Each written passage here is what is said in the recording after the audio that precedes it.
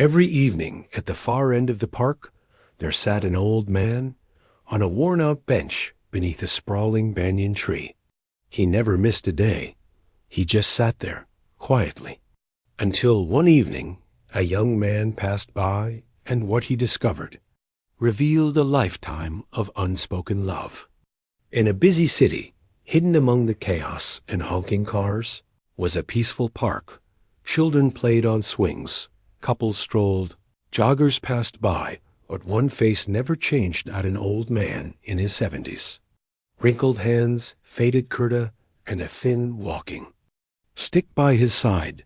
He always came at 4:30 p.m. sharp, sat on the same bench, under the same banyan tree, and watched the sunset. He never spoke to anyone. He didn't have a phone. He just sat quietly. One day, Rayan, a 25-year-old software engineer, was walking through the park after quitting his job in frustration. He'd just had an argument with his father over career choices. He noticed the old man again, still and calm, as if time didn't matter to him. Rayan's curiosity grew. Why does he come here every day? What is he looking at? He walked up and sat on the other end of the bench. The old man didn't turn, didn't ask, didn't smile. They sat in silence. The sun dipped into the horizon. Rayan stood up and left. Rayan kept coming back day after day, always curious, always sitting silently next to the old man. Until on the 7th day, Rayan finally spoke. "Uncle, if you don't mind me asking, why do you sit here every day? Is there someone you're waiting for?" The old man, without looking, smiled faintly and replied, "Not waiting, Beta. Just remembering." Rayan frowned. "Remembering what?" The old man pointed at the banyan tree. "This used to be our meeting spot, me and my son." The old man's name was Mr. Kareem. He told Rayan how, years ago, when his son was young, they'd come to this park every Sunday. They'd race to the bench. His son always won. They'd share roasted corn and laugh about silly things. As his son grew older, college and life pulled him away. But Kareem still came, just in case he returned. One day, he left for abroad, said he'd be back in a few months. He never came back. He stopped calling, stopped writing. It's been 12 years now. Rayan sat frozen. "You mean you don't even know where he is?" Mr. Kareem shook his head. "No, but this bench is the last place we laughed together. I sit here because it makes me feel like he's still close." Rayan's throat tightened. He hadn't spoken to his own father properly in months. Always too busy, too annoyed, too eager to live life his own way. That night, Rayan couldn't sleep. He remembered the times his father waited for him at the dinner table, the unread texts, the missed calls with short replies. Busy? Talk later. And suddenly, Mr. Kareem's bench wasn't just a story anymore. It was a mirror. The next morning, Rayan did something he hadn't done in weeks. He called his father. "Abu, can we talk?" His father paused, surprised. Of course, Beta. Everything okay?" "No, but I think I want to make it okay." Rayan booked a train and went home the next weekend. He hugged his father tightly. Without saying a word, his father smiled, patted his back. "I was waiting, but I knew you'd come." Rayan returned to the park with 2 cups of tea, but the bench was empty. The banyan tree swayed gently in the wind. A child nearby pointed at the park notice board. There it was. A small printed note. "Mr. Kareem, a father, a dreamer, a man who believed love waits. Gone, but forever watching sunsets under the banyan tree." Rayan sat on the bench, tears in his eyes. He placed 1 cup of tea beside him and whispered, "I'm sorry, Uncle. I didn't realize soon enough. But I'll keep your bench warm and your lesson close. Remember, friends, parents don't always ask for love out loud, but they wait in silence. in memories, in places you forget, but they never do. Don't let later become too late. Love them while they're here. If this story touched your heart, please like, comment, and share it with someone you love. Let's remind the world, unspoken love is still love, and it deserves to be heard. Subscribe for more real, emotional stories from Stories That Shine. Outside a dusty hospital gate, a worn pair of slippers sat untouched. Every day, for over a year, they remained there. No one claimed them. No one dared move them. Until one day, a young man returned and the truth behind those slippers shattered. It was a small government hospital in a crowded city, noisy, chaotic, and forgotten by most. But right outside its entrance lay a pair of old rubber slippers. They weren't fancy. They weren't new. But they sat there, day after day, unmoved. Some thought they belonged to a patient. Others believed they were just left behind by mistake. But the staff knew the truth. They belonged to Ramat, an elderly man who once sat outside the gate every single day for over a year. Ramat wasn't a beggar. He didn't speak much. He carried a small tiffin and a flask of tea. Every morning, he would quietly arrive, place his slippers just before the hospital gate, and sit cross-legged under a neem tree. He waited, from sunrise to sunset. Sometimes he would ask the guard, "Beta, any update from room 32? The guard would always nod politely, even though he had no idea what Ramat meant. Room 32 was the general ward. Many patients had come and gone from it, but a year ago, a young man named Adil, Ramat's only son, was admitted there after a bike accident. Ramat had traveled 2 cities away to see him, but Adil had slipped into a coma. Doctors said recovery would take time, so Ramat waited. Before the accident, Adil had moved to the city for work. Like many sons with dreams, he stopped calling home regularly. He sent money but not messages. He always promised to return for Eid, always said, "Soon Abba, I'll come visit soon." But soon never came, and one rainy night, came the call. "Your son's in the hospital. Critical." Ramat had never taken a train alone before, but he did that night. He sold his wife's last gold bangles to afford the travel. Ramat stayed outside the hospital not because he was told to, but because he didn't want to be a burden inside. He would send in warm food with the nurses. He cleaned the flask at the public tap. He slept under the neem tree. Day after day, week after week, the hospital staff began to care for him, bringing him chai, checking on him, but every time they asked, "Baba, why don't you go home?" he would reply, "My son's inside. I promised I'd be here when he wakes up." One morning, the nurse came running to the gate. "Baba, your son is awake." Ramat stood up, trembling. His old legs hadn't moved that fast in months, but just as he reached the entrance, his body gave out. He collapsed, face toward the sky, whispering, "Alhamdulillah."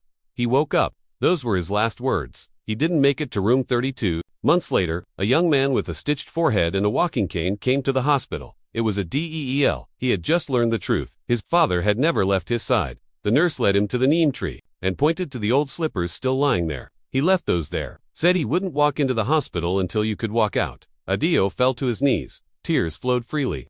"I promised him I'd return. I kept delaying. I forgot he was aging while waiting." He picked up the slippers, held them close, and whispered, "I'm sorry, Abba, I made you wait too long." Friends, sometimes, we think we have all the time in the world to return home, to make that call, to say, "I love you." But love doesn't wait forever. Don't let slippers outside a gate become your last memory.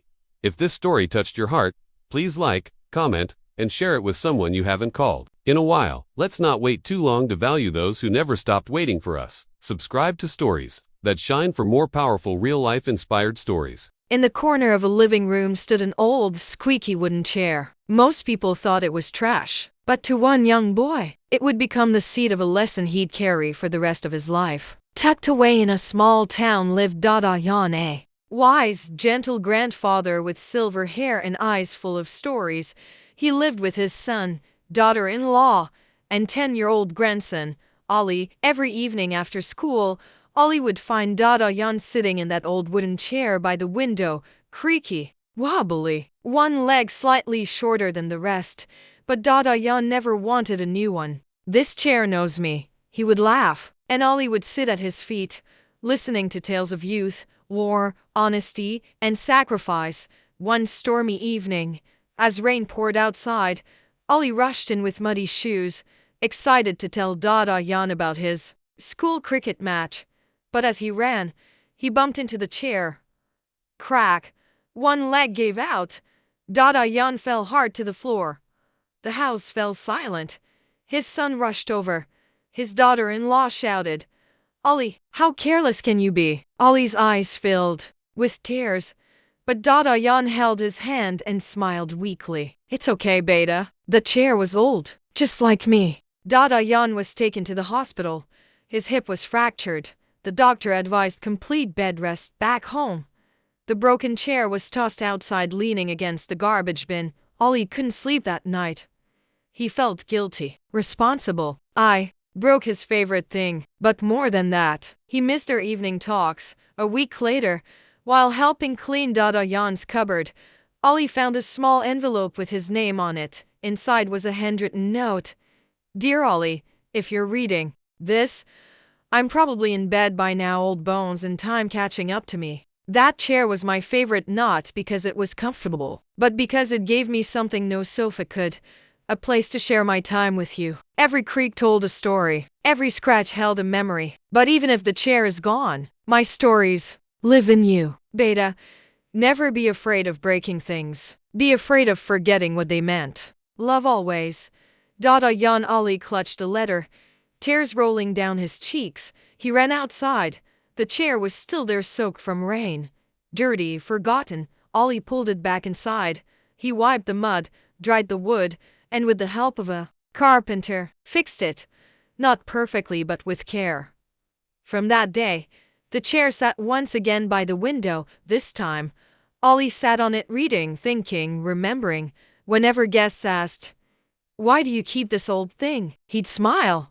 Because this is where I learned what really matters. Years later, Ollie grew up to become a writer. His first book, titled The Chair That Taught Me, in the dedication, he wrote, "To the one who showed me the power of listening, remembering, and repairing what matters most." Remember, friends, we throw away old things too quickly: furniture, memories, even people. But behind every scratch is a story. Don't be in a rush to replace what you can still repair. Sometimes, the most broken things teach the most whole lessons. If this story touched your heart, please like, comment, and share with someone who's taught you something without even trying. Let's bring back the value of memory, repair, and love.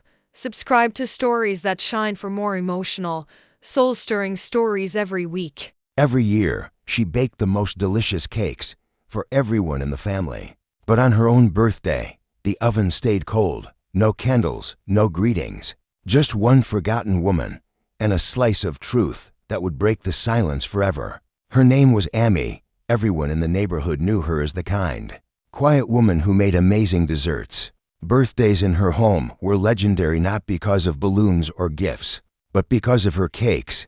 For her husband's 50th birthday, triple layered chocolate fudge. For her eldest daughter's graduation, vanilla cream with homemade raspberry jam. For her youngest son, pineapple upside-down cake, his favorite since he was 5.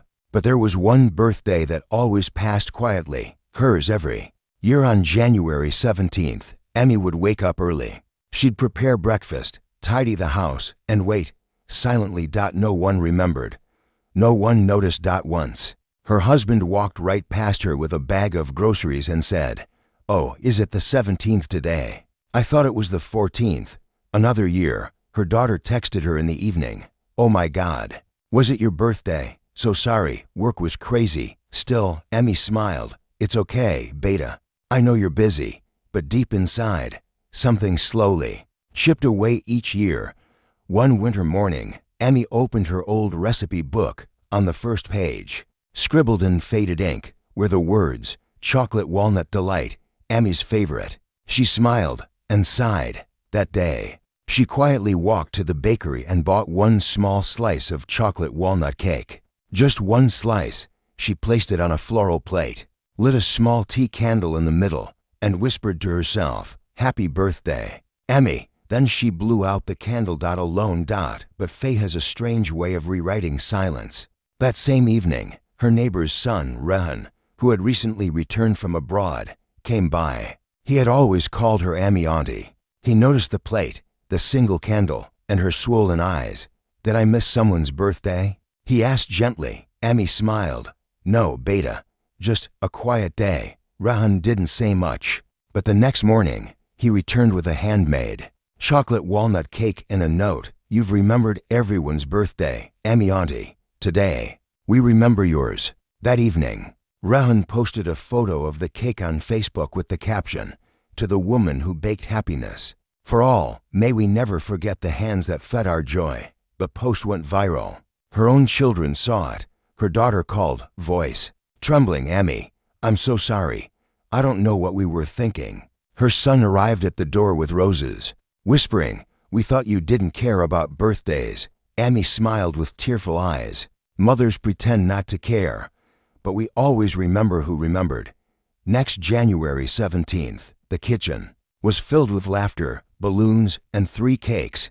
Amy didn't bake a single one. She just sat at the table, smiling, while her children sang, "Happy birthday to the one who never forgot ours." Friends, sometimes the strongest people are the easiest to forget because they never complain. But even silent hearts need love. Don't wait until a stranger reminds you to remember the one who made you feel at home. If this story touched your heart, please like, comment, and share with someone who deserves to be celebrated. Don't forget the hands that baked, served, and waited, because love that's quiet is still love. Subscribe to Stories That Shine for more emotional, true to life stories.